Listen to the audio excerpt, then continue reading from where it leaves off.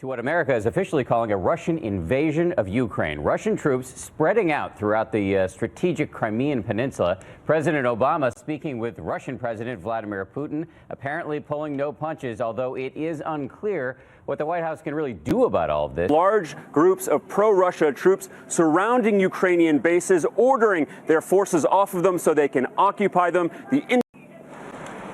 This morning, more unidentified pro-Russia armed militias controlling the streets of Crimea's capital. International warning to Russia to end its invasion is being ignored. Today, tensions rose in the worst confrontation between Russia and the West since the Cold War. It has massed tens of thousands of troops on Ukraine's eastern border. Troops in unmarked uniforms have seized government buildings inside eastern Ukraine, and violence is breaking out. Today, the town of Slavyansk is under the control of armed pro-Russian separatists.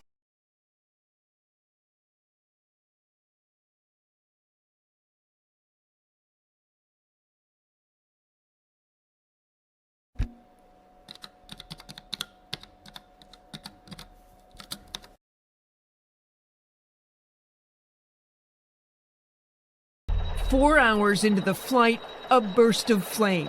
This is the moment the plane crashed into eastern Ukraine. Breaking news to bring you the Reuters news agency reporting that a Malaysian passenger aeroplane has crashed in Ukraine. Utter devastation. As far as the eye can see, an apocalyptic scene. Hours after the plane crashed, the wreckage was still smoldering in this dark and remote wheat field in eastern Ukraine. One of the victims fell through into the home of a resident of this small town, leaving no hope that the 298 souls on board, controlled by armed separatist fighters, an area that has seen intense fighting the last week.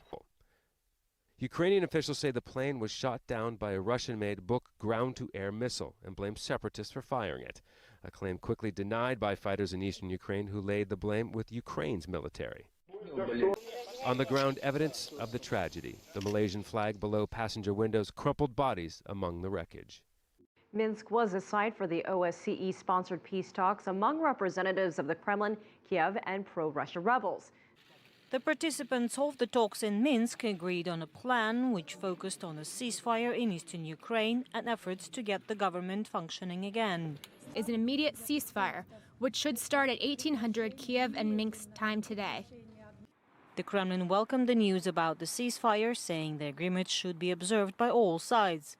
Russia has had to govern Crimea and provide its 2 million inhabitants with all sorts of services and facilities. However, since the peninsula was not connected directly to the Russian mainland, the initial objective was to maintain the existing Ukrainian utilities such as power lines, energy pipelines, etc.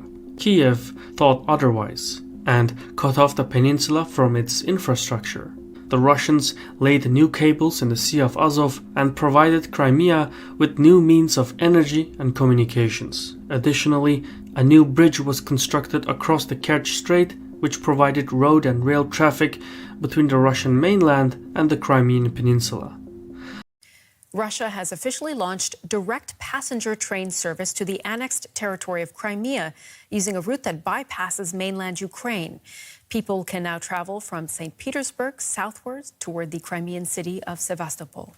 The journey lasts 44 hours and crosses the Crimean Bridge, which Moscow is accused of building illegally. Russian President Vladimir Putin rode along a section of the route on Monday to inaugurate the railway.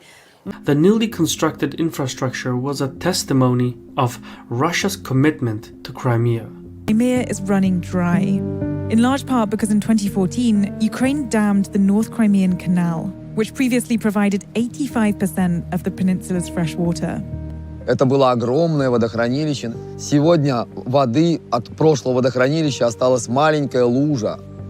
И этой воды нам не хватит и на 1 месяц. Я думаю, что будут страдать очень многие и жители городов, если проблему правительство не решит за счет других водохранилищ. Russia seeks to construct new dams, new desalination plants, and drill new wells to extract underground water. It also seeks to build new water pipelines to connect Crimea to the Don and Kuban rivers, and there's even a plan to employ aeroplanes to artificially increase rainfall. The Russian state has set aside at least $650 million for the blueprint. This is Crimea in early 2017, nearly 3 years after the Russian takeover. It is the day of the founders of the fatherland.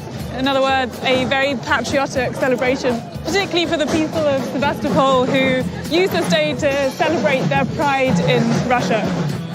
Люди не понимают, что действительно происходит. Люди думают, что мы здесь в оккупации. Как мы можем находиться в оккупации, если мы сделали свой выбор за возвращение домой, в Россию?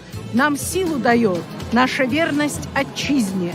И наши мысли, и наше будущее должны быть с Россией. Well, I have no doubt that Putin is very much interested to show results in Crimea. That's beyond any doubt. But he has something to prove here. No, the whole Russian nation has something to prove here. And what is that they need to prove? That they'll be running the place much better than it was run by Ukraine. Ukraine neglected completely Crimea. And so what the Russians are doing, they're investing 10 times or 20 times more money into infrastructure, even putting back all of the tourists within such a short period of time.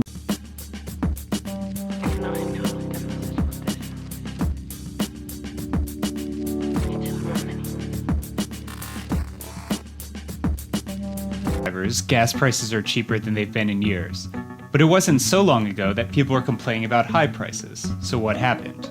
The first thing to know is that gasoline prices are largely driven by oil prices. And those oil prices are set in a global market and largely determined by the supply and demand of oil. The countries that produce the most oil right now are Saudi Arabia, Russia, and the United States.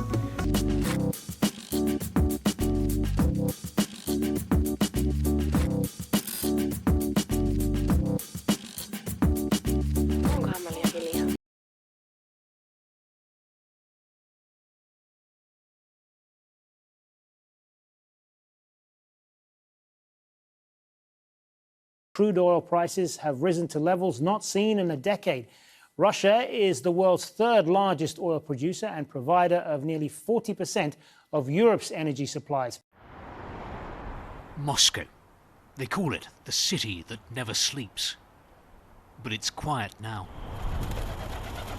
Another capital where time has stopped. Coronavirus has put Moscow into lockdown. People ordered to stay home.